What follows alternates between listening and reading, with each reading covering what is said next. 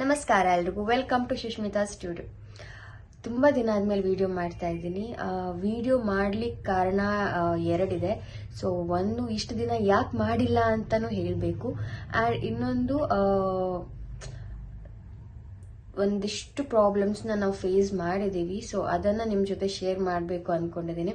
ಇದು ಶೇರ್ ಯಾಕೆ ಮಾಡಬೇಕು ಅಂದರೆ, ಒಂದು ನಮ್ಮ ಹಾಗೆ ಬೇರೆಯವರು ಯಾರಾದರೂ ಬಿಸ್ನೆಸ್ ಈ ಥರ ಸ್ಯಾರಿ ಬಿಸ್ನೆಸ್ ಶುರು ಮಾಡೋರಿಗೆ ಸ್ವಲ್ಪ ಹೆಲ್ಪ್ ಆಗಲಿ, ನಾವು ಫೇಸ್ ಮಾಡಿರೋದು ಅವ್ರು ಮಾಡಬಾರ್ದು ಅಂತ ಶೇರ್ ಮಾಡಬೇಕು ಅಂದ್ಕೊಂಡಿದ್ದೀನಿ.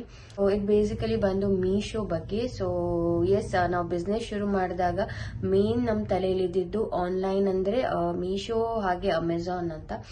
ಸೊ ಮೀಶೋ ಎರಡನ್ನು ಫಸ್ಟ್ ನಾವು ಚೆಕ್ ಮಾಡಿದಾಗ ಮೀಶೋದಲ್ಲಿ ಪ್ಲಾಟ್ಫಾರ್ಮ್ ಫೀ ಇರಲಿಲ್ಲ. So it was easy for us to start on Meesho. ಅಮೆಝಾನಲ್ಲಿ ಚೆಕ್ ಮಾಡಿದಾಗ ಸ್ವಲ್ಪ ಅದು ಪ್ಲಾಟ್ಫಾರ್ಮ್ ಫೀನೇ ತುಂಬ ಜಾಸ್ತಿ ಆಗ್ತಿತ್ತು. ಸೊ ಹಾಗಾಗಿ ಅಮೆಝಾನ್ ನಾವು ಪ್ಲ್ಯಾನ್ ಕ್ಯಾನ್ಸಲ್ ಮಾಡಿದ್ವಿ, ಅಮೆಝಾನಲ್ಲಿ ಸೆಲ್ ಮಾಡೋದನ್ನು.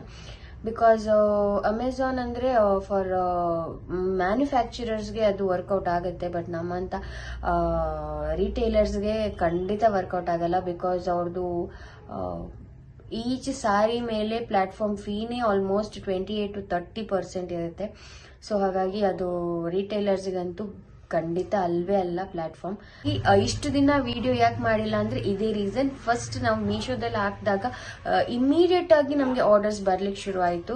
ಸೊ ಕಂಟಿನ್ಯೂಸ್ ಆಗಿ ನಮಗೆ ಅಂದರೆ 2 ಮಕ್ಕಳನ್ನ ನಾನು ಒಬ್ಬಳೇ ಹ್ಯಾಂಡಲ್ ಮಾಡಿ ಈ ಎಲ್ಲ ಆರ್ಡರ್ಸ್ನ ಪ್ಯಾಕ್ ಮಾಡಬೇಕಿತ್ತು. ಸೊ ಹಾಗಾಗಿ ನಾನು ವಿಡಿಯೋಸ್ ಮಾಡ್ಲಿಕ್ಕೆ ಟೈಮ್ ಸಾಕಾಗ್ತಿರ್ಲಿಲ್ಲ.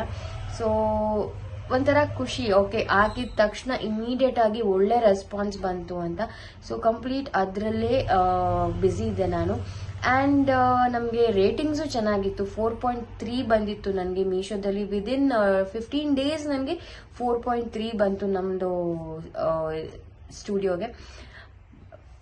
ಬಟ್ ಮೀಶೋದಲ್ಲಿ ಮೇನ್ ಪ್ರಾಬ್ಲಮ್ ಆಗೋದೇನೆಂದರೆ ರಿಟರ್ನ್ ಪ್ರಾಬ್ಲಮ್ ಆಗುತ್ತೆ. ಸೊ ಅದನ್ನು ಕ್ಲೀನಾಗಿ ಡೀಟೇಲಾಗಿ ಎಕ್ಸ್ಪ್ಲೇನ್ ಮಾಡ್ತೀನಿ. ಇದು ಬಂದು ನನ್ನ ಮೀಶೋ ಪ್ಯಾನಲ್. ಇಲ್ಲಿ ನೀವು ನೋಡ್ಬೋದು ಸುಷ್ಮಿತಾ ಸ್ಟುಡಿಯೋಸ್ ಅಂತ ಇದೆ. ಸೊ ಆರ್ಡರ್ಸ್ ಎಲ್ಲ ಬಂದಾಗ ಈ ಟ್ಯಾಬಲ್ ಬರುತ್ತೆ, ಪೆಂಡಿಂಗ್ ಅಲ್ಲಿ ಇರುತ್ತೆ. ನಾವು ಆಕ್ಸೆಪ್ಟ್ ಮಾಡಿ ಲೇಬಲ್ ಜನರೇಟ್ ಮಾಡಿದ್ರೆ ರೆಡಿ ಟು ಶಿಪ್ ಟ್ಯಾಬಲ್ ಹೋಗುತ್ತೆ. ಆಮೇಲೆ ಡೆಲಿವರಿ ಪಾರ್ಟ್ನರ್ಸ್ ಬಂದು ಆರ್ಡರ್ನ ಪಿಕಪ್ ಮಾಡ್ತಾರೆ. ಅದರಲ್ಲೂ ಶ್ಯಾಡೋಫ್ಯಾಕ್ಸ್ ಅಂಡ್ ಎಕ್ಸ್ಪ್ರೆಸ್ ಬಿ ಇಬ್ರು ಬರ್ತಿದ್ರು. ಶ್ಯಾಡೋಫ್ಯಾಕ್ಸ್ ಆನ್ ಟೈಮ್ ಬಂದು ಪಿಕಪ್ ಮಾಡ್ತಾರೆ, ಏನಾದರೂ ರಿಟರ್ನ್ಸ್ ಇದೆ ಆನ್ ಟೈಮ್ ರಿಟರ್ನ್ ಮಾಡ್ತಾರೆ. ಬಟ್ ಎಕ್ಸ್ಪ್ರೆಸ್ ಬಿ ವರ್ಸ್ಟ್ ಇದಂತ ಹೇಳ್ಬೋದು. ಬಿಕಾಸ್ ಅವರು ಪಿಕಪ್ ಕೂಡ ಆನ್ ಟೈಮ್ ಮಾಡ್ತಿರ್ಲಿಲ್ಲ, ರಿಟರ್ನ್ ಕೂಡ ನಮ್ಗೆ ಎಷ್ಟೊಂದು ರಿಟರ್ನ್ ಸಾರೀಸ್ ಇದೆ ಅವ್ರ ಇದರಲ್ಲಿ. ಬಟ್ ಒಂದೇ ಒಂದು ಸಾರಿ ಇದುವರೆಗೂ ಬಂದು ನಿಮಗೆ ಮೀಶೋ ಆರ್ಡರ್ ಹೆಂಗ್ ಬರುತ್ತೆ ಅಂತ.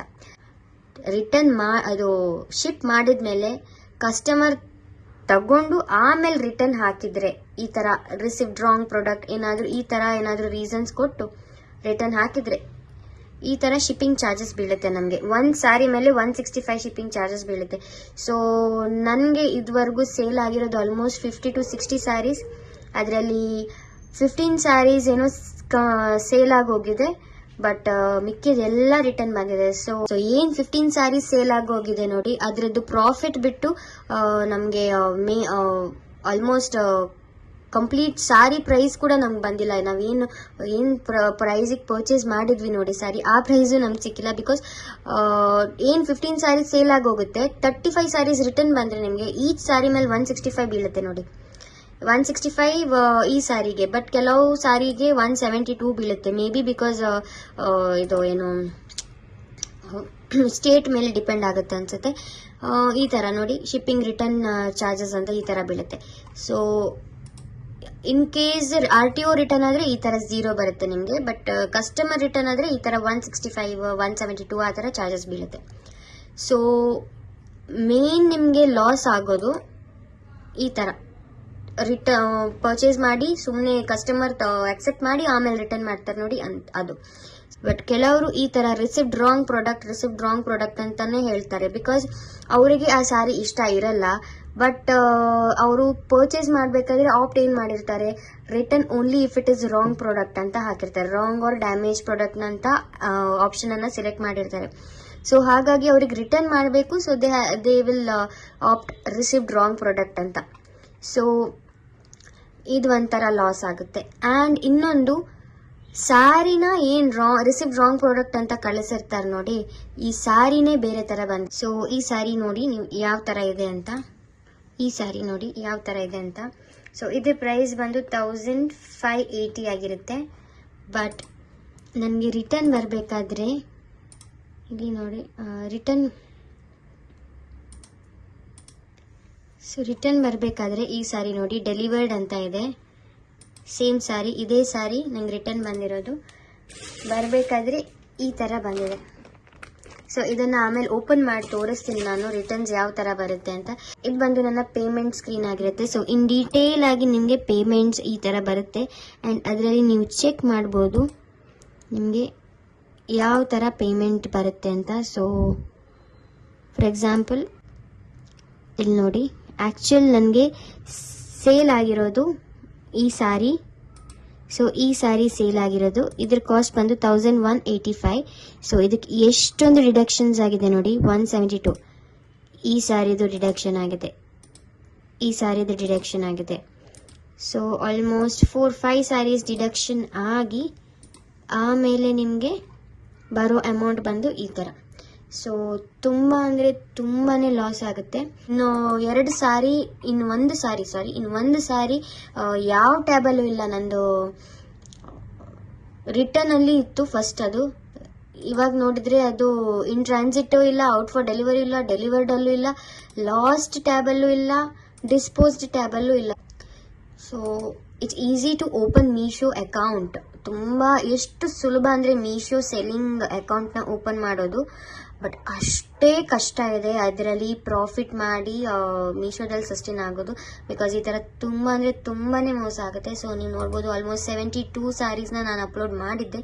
ಬಟ್ ಎಲ್ಲನೂ ನಾನು ಇವಾಗ ಔಟ್ ಆಫ್ ಸ್ಟಾಕ್ ಮಾಡಿಟ್ಟಿದ್ದೀನಿ. ಬಿಕಾಸ್ ನನಗಿನ್ನು ಒಂದು ಸ್ಯಾರಿನೂ ಲಾಸ್ ವೇರ್ ಮಾಡಲಿಕ್ಕೆ ಇಷ್ಟ ಇಲ್ಲ. ಸೊ ಹಾಗಾಗಿ ನಾನಿವಾಗ ಜಸ್ಟ್ ವೆಯ್ಟ್ ಮಾಡ್ತಿರೋದು ಈ ಎಲ್ಲ ಸ್ಯಾರೀಸ್ ಕ್ಲಿಯರ್ ಆಗಲಿ ಅಂತ.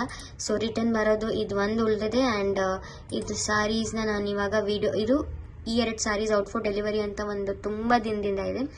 ಸೊ ನೀವು ನೋಡ್ಬೋದು ಈ ಒಂದು ಸ್ಯಾರಿ. ಸೊ ಈ ಸ್ಯಾರಿ ಪ್ರೈಸ್ ಬಂದು 2000 ಸಮಥಿಂಗ್ ಇದೆ. ಆ್ಯಂಡ್ ಈ ಸ್ಯಾರಿ ಬಂದು RTO ರಿಟರ್ನ್. ಸೊ ಯಾವುದೇ ಕಸ್ಟಮರ್ ರಿಟರ್ನ್ ಮಾಡಿಲ್ಲ, ಬಟ್ ನಮ್ಗೆ ಚಾರ್ಜಸ್ ಬೀಳಿಲ್ಲ. ಬಟ್ ಅವ್ರದ್ದು ರಿಟರ್ನ್ ಡೆಲಿವರಿ ಸಿಸ್ಟಮ್ ಹೆಂಗಿದೆ ಅಂತ ಹೇಳಲಿಕ್ಕೆ ಇದನ್ನು ತೋರಿಸ್ತಾ ಇದ್ದೀನಿ. ಸೊ ಆರ್ಡರ್ ಡಿಸ್ಪ್ಯಾಚ್ ಆಗಿರೋದು 28 November. So RTO return initiate ಮಾಡಿದ್ದು ಡಿಸೆಂಬರ್ 3rd. ಇವತ್ತಿನ ಡೇಟ್ ಬಂದು ಡಿಸೆಂಬರ್ 27. ಸೊ ಇನ್ನೂ ನಮಗೆ ರಿಟರ್ನ್ ಬಂದಿಲ್ಲ. ಡಿಸೆಂಬರ್ 27 ಅಲ್ಲ, ಡಿಸೆಂಬರ್ 29 ಇವತ್ತು. ಸೊ ಆಲ್ಮೋಸ್ಟ್ 1 ಮಂತ್ ಅಂತ ಹೇಳ್ಬೋದು. ಇನ್ನೂ ನನಗೆ ಈ ಸ್ಯಾರಿ ಬಂದು ತಲುಪಲಿಲ್ಲ. Meesho is the worst platform for sellers ಅಂತ ಹೇಳ್ತೀನಿ ನಾನು. ಸೊ ತುಂಬಾನೇ ಬೇಜಾರಾಗಿದೆ. 1500 ವರ್ತ್ ಸ್ಯಾರಿಗೆ ಈ ತರ 200ಗೂ ವರ್ತ್ ಇಲ್ಲ ಆ ತರ ಸ್ಯಾರಿನ ಕಳಿಸಿದ್ದಾರೆ. ಇದನ್ನ ಓಪನ್ ಮಾಡಿಲ್ಲ ನಾನು, ಬಿಕಾಸ್ ವಿಡಿಯೋ ಮಾಡಿ ಹಾಕಬೇಕಿದೆ ಮೀಶೋದಲ್ಲಿ. ಅದು ಇನ್ ಡೀಟೇಲ್ ಆಗಿ ವಿಡಿಯೋ ಮಾಡಬೇಕು ಅಂತ ಹೇಳಿದ್ದಾರೆ, ವಿತ್ ಬಾರ್ ಕೋಡ್, ವಿತ್ ಈ ತರ ಇದು ನಂಬರ್ ಎಲ್ಲಾನು. ಸೊ ನೋಡೋಣ, ಅದನ್ನು ಮಾಡಿ ಹಾಕ್ತೀನಿ. ಅಟ್ಲೀಸ್ಟ್ ಹಂಗಾದ್ರೂ ಹಣ ಬರುತ್ತಾ ನೋಡೋಣ. ಸೊ ಇನ್ನೊಂದು ಸ್ಯಾರಿ ಬಂದು ಇದು 1200 ವರ್ತ್ ಸ್ಯಾರಿ ಈ ತರ ಕಳಿಸಿದ್ದಾರೆ. ಇದು 100 ರೂಪೀಸ್ಗೂ ವರ್ತ್ ಇಲ್ಲ ಅಂತ ಹೇಳ್ತೀನಿ, ಅಷ್ಟು ಕೆಟ್ಟದಾಗಿದೆ. ಮೋಸ್ಟ್ಲಿ ಇದು ಯೂಸ್ಡ್ ಸ್ಯಾರಿ ಅಂತ ಹೇಳ್ತೀನಿ, ಬಿಕಾಸ್ ಫಾಲ್ ಎಲ್ಲ ಕಾಣಿಸ್ತಾ ಇದೆ ನನಗೆ ಇದರಲ್ಲಿ. ಸೊ ಈ ತರನು ಮೋಸ ಮಾಡ್ತಾರೆ. ಇನ್ನೊಂದು ಅವಾಗಲೇ ತೋರಿಸಿದೆ ನಾನು, ವೈಟ್ ಕಲರ್ ಸ್ಯಾರಿ 1580 ಈ ಸ್ಯಾರಿನ ಕಳಿಸಿದ್ದಾರೆ. ಕಾಟನ್ ಅಲ್ಲ, ಲೆನಿನ್ ಸ್ಯಾರಿ. ಇದು ನಂದೇ ಸ್ಯಾರಿ, ಬಟ್ ಬಂದಿರೋ ರೀತಿ ನೋಡಿ ಯಾವ ತರ ಬರುತ್ತೆ ನೋಡಿ. ರಿಟರ್ನ್ ಅಲ್ಲಿ ಒಂದ್ಸಲ ಹಾಕ್ಬಿಟ್ಟು ಕಳಿಸ್ತಾರೋ ಇಲ್ಲ ಹಂಗೆ ನೋಡ್ಬಿಟ್ಟು ಹಿಂಗ್ ಮುದ್ದೆ ಮಾಡಿ ಕಳಿಸ್ತಾರೋ ಗೊತ್ತಿಲ್ಲ, ಬಟ್ ಈ ರೀತಿ ಬರುತ್ತೆ ಸ್ಯಾರೀಸ್ ರಿಟರ್ನ್ ಬರ್ಬೇಕಾದ್ರೆ. ಸೊ ತುಂಬಾನೇ ಬೇಜಾರಾಗಿ. ಇದಂತೂ ವರ್ಸ್ಟ್. 2000 ರೇಂಜ್ ಸ್ಯಾರಿಗೆ ಅವ್ರು ಕಳಿಸಿರೋದು ಈ ಸ್ಯಾರಿನ ನನಗೆ ರಿಟರ್ನ್ ಅಂತ ಹೇಳಿ.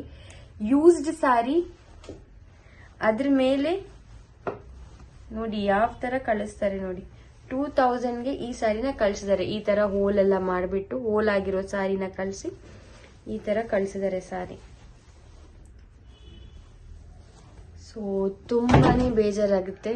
ಈ ತರ ತುಂಬಾನೇ ಈ ತರ ಪ್ರಾಬ್ಲಮ್ಸ್ ಇದೆ ಮೀಶೋದಲ್ಲಿ. ಸೊ ಈ ವಿಡಿಯೋ ಮಾಡೋ ರೀಸನ್ ಬಂದು ನಂತರ ಯಾರಾದ್ರೂ ಸ್ಮಾಲ್ ಬಿಸ್ನೆಸ್ ಓಪನ್ ಮಾಡಿ ಮೀಶೋದಲ್ಲಿ ಹಾಕ್ಬೋದು ಅಂತ ಆಪ್ಷನ್ ಇಟ್ಕೊಳ್ಳೋರು. ಸೊ ಪ್ಲೀಸ್ ತುಂಬಾ 100 ಅಲ್ಲ 200 ಟೈಮ್ಸ್ ಯೋಚನೆ ಮಾಡಿ ಆಮೇಲೆ ಮೀಶೋದಲ್ಲಿ ಸ್ಟಾರ್ಟ್ ಮಾಡಿ. ಬಿಕಾಸ್ ಪ್ರಾಫಿಟ್ಗಿಂತ ಲಾಸ್ ಜಾಸ್ತಿ ಆಗತ್ತೆ ಮೀಶೋದಲ್ಲಿ.